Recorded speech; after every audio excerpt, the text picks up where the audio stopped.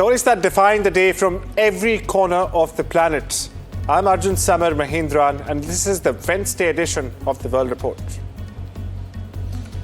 India and the US are tightening the knot. External Affairs Minister S. Jaishankar has met US Secretary of State Marco Rubio in Washington.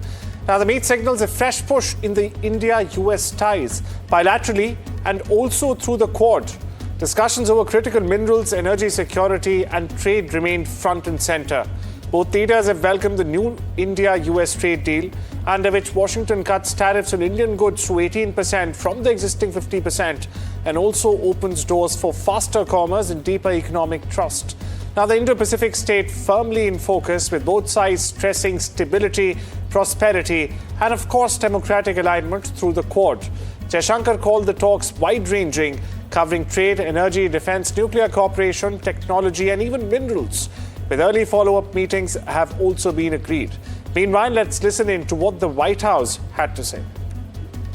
So our manufacturing sector is obviously something the president cares a lot about. That's why he's so determined and dedicated to his tariff policy, which, as you all saw yesterday, the president struck another great trade deal with India. He spoke with Prime Minister Modi directly. They share a very good relationship. India committed to not only no longer purchasing Russian oil, but buying oil from the United States, also perhaps from Venezuela too, which we know will now have a direct benefit on the United States and the American people. And in addition to that, Prime Minister Modi committed to $500 billion of investments into the United States, including for transportation, for energy, and for agricultural products as well. So this is another great trade deal thanks to President Trump.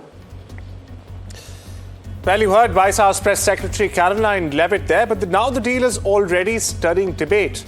That's correct. Now in India, the opposition leaders are demanding transparency, questioning exactly why the announcement came directly from Donald Trump's Truth Social and not from the Indian government. And also in the US, critics too are beginning to ask what's in the fine print of the deal. Now this, as others still keep on backing the deal, we get you some more reactions. The US is charging India a tariff of 50%, but it's charging the United Kingdom a tariff of 10%.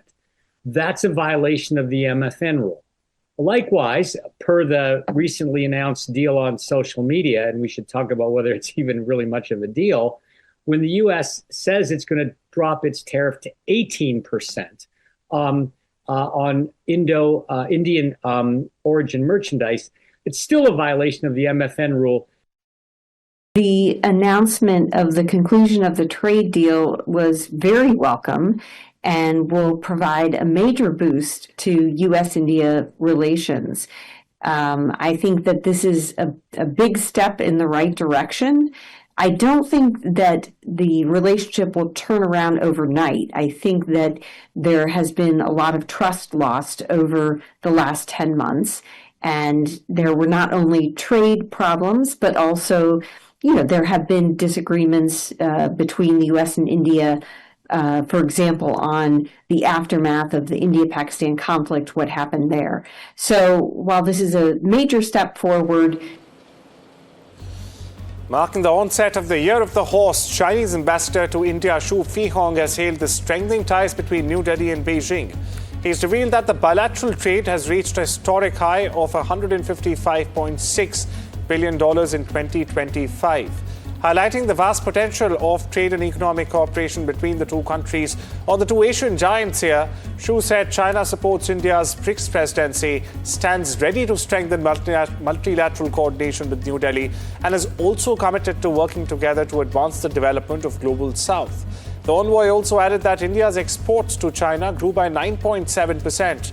The successful meeting between Prime Minister Narendra Modi and Chinese President Xi Jinping at the Tiananmen Square last August also resulted in a new level of improvement in the ties, including people-to-people exchanges as well.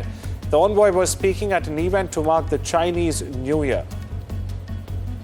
Last August, President Xi Jinping and Prime Minister Narendra Modi held a successful meeting in Tianjin, which leads China-India relations from a reset and a fresh start to a new level of improvement. Exchanges at all levels have become more frequent. economic and trade cooperation has reached new heights. People-to-people exchanges have become more active. The bilateral relations have continued to improve. In 2025, bilateral trade between China and India reaches a record high of $155.6 billion, registering a year-on-year growth of over 12%. The nuclear arms pact between Russia and the US is set to expire Thursday, removing any caps whatsoever on the two largest atomic arsenals for the first time in more than half a century. That's correct. Now, the termination of the New START treaty would set this stage for what many fear could be an unconstrained nuclear arms race. Russian President Vladimir Putin has declared readiness to stick to the treaty's limits for another year. This if Washington follows suit. But US President Donald Trump has been non-committal about extending the deal. Trump has repeatedly indicated he would like to keep limits on nuclear weapons and also involve China in arms control talks. A White House official who was not authorized to talk publicly spoke on the condition of anonymity on Monday. Here's more. Вы знаете, что по-прежнему на столе инициатива российской стороны, которая была изложена президентом Путиным. Мы по-прежнему не получили ответа американцев на эту инициативу. Действительно, время уже сокращается, как шагреневая кожа. И буквально через несколько дней мир останется, наверное, в более опасном положении. Now we take you to the Middle East, where some Palestinians were finally allowed back into Khan Yunis on Wednesday night after Gaza's Rafah border crossing with Egypt opened earlier this week. It comes as Palestinians gathered on both sides of Gaza's border with Egypt on Tuesday, hoping to pass through the Rafah crossing. Now, this comes after its reopening was marred by delays, interrogations, and, of course, uncertainty over who would be allowed to cross and who would not be. On the Gaza side, Palestinians in need of medical care that is unavailable in the besieged enclave gathered at a hospital. Now, this came before ambulances moved towards Rafah, hoping for word that they would be allowed to cross the other way. We get you some reactions. طريق تعب كله من حد ما طلعنا من الساعة 2 امبارح واحنا واقفين حنا تعبنا على الآخر. أنا مش فاهم، أنا في عمي اللي سبتها ورايا، عمي اللي كانت معايا، أنا هاجي وهي تموت، أنا هاجي وهي تضل وراي.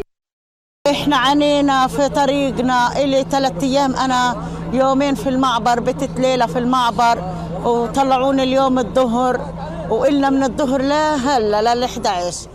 صارت شوية معوقات، كانوا ماخذين واحد وتأخر علينا. Over to Washington, where US President Donald Trump called out a reporter from CNN Tuesday over questions about the Epstein files, telling her that he's never seen her smile and also demanding the country get on to something else. That's correct. Speaking to reporters in the Oval Office after he signed legislation ending the partial government shutdown, CNN's Caitlin Collins asked Trump whether he'd seen references in the Epstein files about his Commerce Secretary, Howard Lutnick, and billionaire SpaceX CEO Elon Musk. Now, what did Trump do? Well, Trump quickly dismissed the question, saying, "No, I did not. I have a lot of things I'm doing, you know." He also told Collins that he thinks Lutnick and Musk will be fine and added that I think it's time now for the country to maybe get on to something else. We get you that spicy exchange next up. What would you say to the survivors who feel they've got? You are the worst reporter. No wonder CNN has no ratings because of people like you. You know, she's a young woman. I don't think I've ever seen you smile. I've known you for 10 years. I don't think I've ever seen a smile on your face. I'm asking you about survivors of Jeffrey Epstein. You know why you're not smiling? Because you know you're not telling the truth. And you're a very dishonest organization, and they should be ashamed of you. Saif al-Islam Gaddafi, the son of former Libyan dictator Muammar Gaddafi, has reportedly been shot dead. He was 53 years old. The Libyan news agency said his death was confirmed by the head of his political team. His lawyer told AFP news agency that a 4-man commando group carried out a hit attack on his home in the city of Zintan. Saif al-Islam Gaddafi was once seen as his father's successor and played a key role in Libya's relations with Western countries before the 2011 uprising, of course. Now, this is after his father was overthrown and killed. He was jailed for several years together, later released under an amnesty law. US President Donald Trump met for nearly 2 hours with Colombian President Gustavo Petro at the White House on Tuesday, conducting a friendly face-to-face mere weeks after threatening military action against the South American country and also accusing the leader of pumping cocaine into the US. Trump said the pair discussed cooperation in counter-narcotic operations and a number of other topics as well. Now, when asked about drug trafficking in Colombia, President Petro talked about the need to target the true kingpins, who in fact, according to Petro, do not reside inside Colombia, but in cities like Dubai. Here's more. Pues volví a repetir lo mismo, hay que ir sobre los capos. En Estados Unidos hay una creencia, incluso penetra cuerpos de inteligencia y la política, igual en Colombia, que los capos son los que andan de uniforme y fusil en Colombia, con los diferentes alias que tú como periodista colombiana conoces. Esa es la segunda línea. La tercera. On to Venezuela, whose acting president Delcy Rodriguez on Tuesday said her government met with U.S. reps in Caracas, capital Caracas, referring to U.S. top diplomat for Venezuela, Laura Dogu, who arrived in the country on Saturday. Now, Dogu met on Monday with Rodriguez almost a month after the U.S. military operation that deposed and captured former President Nicolas Maduro. Now, Dogu, who has served as ambassador to countries such as Nicaragua and the Honduras, posted a photograph with the acting president during the meeting at the presidential palace in capital Caracas. Meanwhile, here's what Delcy Rodriguez had to say. Ayer justamente aquí mismo en este palacio también recibimos a la representante del gobierno de los Estados Unidos. Bueno, y allí tuvimos una conversación franca. Yo siempre digo, el respeto no le quita nada a nadie. La cortesía no le quita nada a nadie. Le suma, le suma. Y yo creo que eso es lo que nosotros le estamos demostrando al mundo y a las relaciones internacionales cómo debe hacerse. Colombian soldiers and firefighters waded through waist-deep floodwaters on Tuesday to rescue people trapped in Cordoba in the north of the country. According to a press release by the Colombian Army, more than 3,000 humanitarian aid packages, 100 food kits and 100 hygiene kits have been distributed so far. President Gustavo Petro wrote on social media platform X in support of those affected by the flooding, blaming climate change for the floodwaters. We get you a reaction.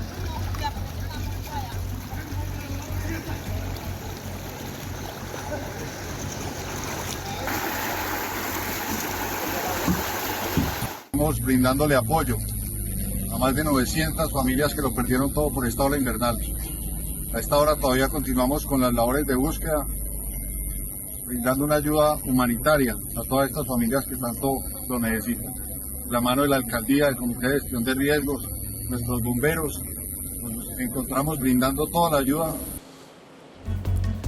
At least 35 people have died in snow-related accidents over the last 15 days alone across Japan, the country's Fire Disaster Management Agency announced on Wednesday.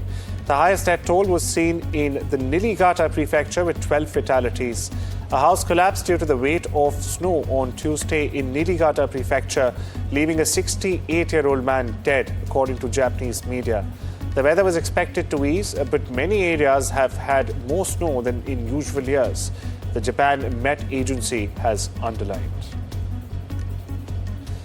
And NASA is filling its massive moon rocket's fuel tank in a crucial dress rehearsal that will determine exactly how quickly 4 astronauts attempt the first lunar trip by humans in more than half a century. That's correct. A successful leak-free test could see the launching by mid-February. Otherwise, it's off until March. The rehearsal counts down to a simulated launch at 200 hours GMT, but could run to approximately 600 hours GMT if the need be. And with that, it's time we slip into a short break. Much more lined up on the other side.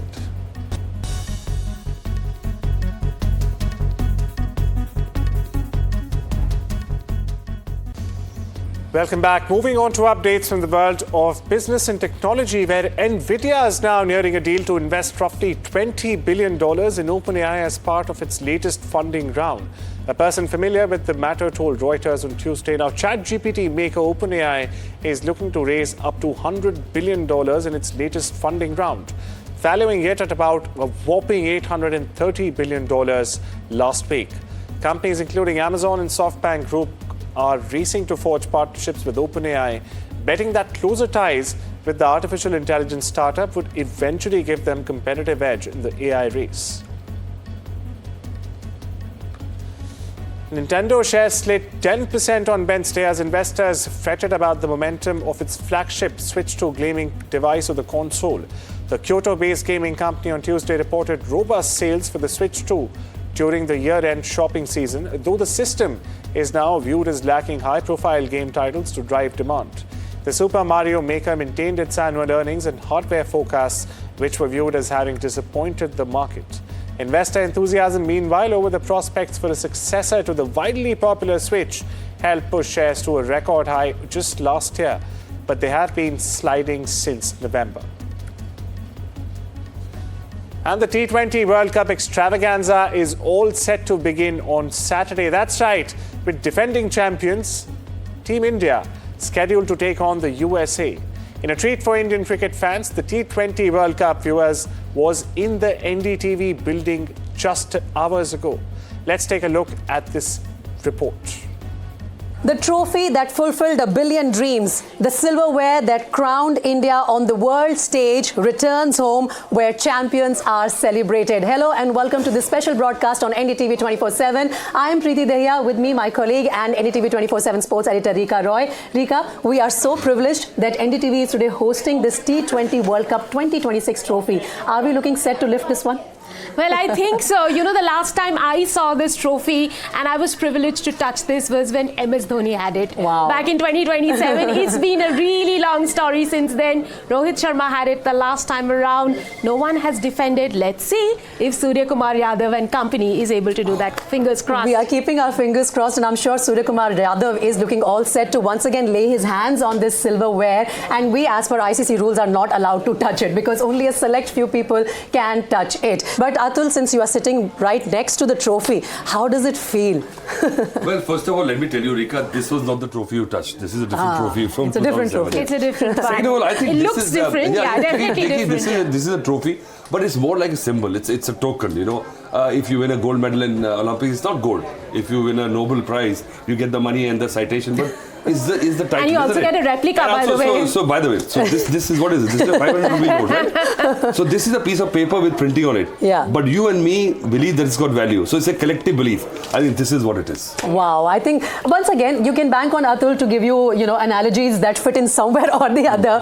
Boria Majumdar is also with us on the broadcast. Boria, the silverware looks so stunning, and my most favorite moment or World Cup winning moment, historical moment for India is that Rohit Sharma with that slow walk, yes, going towards his team with the trophy in his hand. What is your most memorable moment that you can pick up and share with us? With Rashid there, why not the Pakistan moment? It always feels good to rub it in, isn't it? So Joginder Sharma in Pakistan, that last catch, that was Pakistan's moment to beat India and make history in 2007. Didn't happen, but that's the charm of an India-Pakistan. You beat Pakistan, win that, the IPL is born, the whole T20 revolution starts, commercialism takes a different league in India. This particular trophy, imagine that story for the last 20 years. It has redefined the whole contours of world cricket, which started with that Joginder Sharma over. And like you said, silverware, silver is oftentimes better than gold, and this trophy tells you such. Quick one story from me before I leave. Yeah. Michael Johnson was asked ahead of the Atlanta Olympics that, we want to make some special shoes for you. So the shoe manufacturer went and made shoes because it was his home Olympics, and comes to him and demonstrates the shoe to him. And all of a sudden, millions of dollars were spent in that one shoe, and he looks at that shoe and he says, I'm not going to run in it. And they said, what are you talking about? And he said, no, the color of the shoe is silver. I only run in gold shoes. Oh, wow. And Johnson was only given gold shoes to run. So while it is silverware, we will only accept a gold trophy. Or rather, the World Cup trophy on the 8th of March in Surya's hand. By the way, there is one trophy pending still. We want that back also. Rashid, आपके लिए world cup की सबसे ज्यादा दिल के पास memory कौन सी है, कौन सी याद है जो आप शेयर करना चाहते हैं? मेरी बेंगलोर की मैच की है, जो कि 96 का अगेंस्ट इंडिया था, क्वार्टर फाइनल बेंगलोर का। वो बहुत यादगार मैच है। पाकिस्तान हार गया था, लेकिन वो जो चीज हमने फील की थी एयरपोर्ट से लेके होटल से लेके ग्राउंड और वहाँ के क्राउड जो था, वो मेमोरीज में याद है। और बहुत सारे मैच इंसान खेलता है, लेकिन कुछ मैच लाइफ के लिए होते हैं, इसीलिए इंडिया पाकिस्तान इतना इम्पोर्टेंट है। तो वो मैच मैं शायद कभी भूल नहीं सकता कि वो मैच था। फिर उसके बाद 99 की वर्ल्ड कप में इंजरी हो गई थी, क्योंकि कैप्टन उस वक्त मैं था, तो लॉर्ड्स पे जो ट्रॉफी रिवील हुई थी उसमें पाकिस्तान को रिप्रेजेंट मैंने किया। उस ट्रॉफी को मैंने हाथ तक लगाया हुआ है।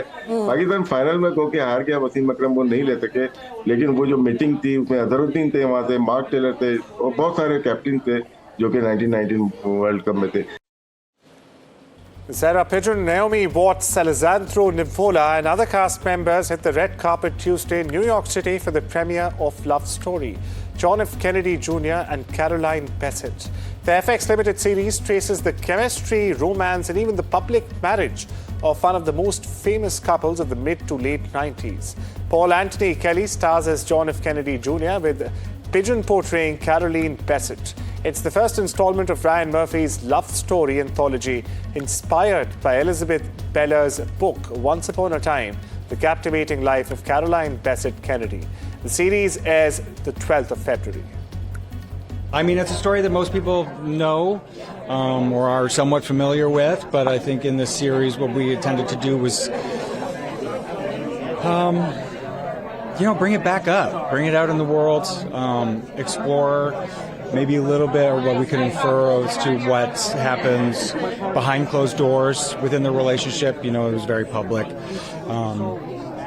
We really focused on just like how that love endures given a life in public scrutiny. Well, those are all the updates we have for you this Wednesday. Take care and have a wonderful day.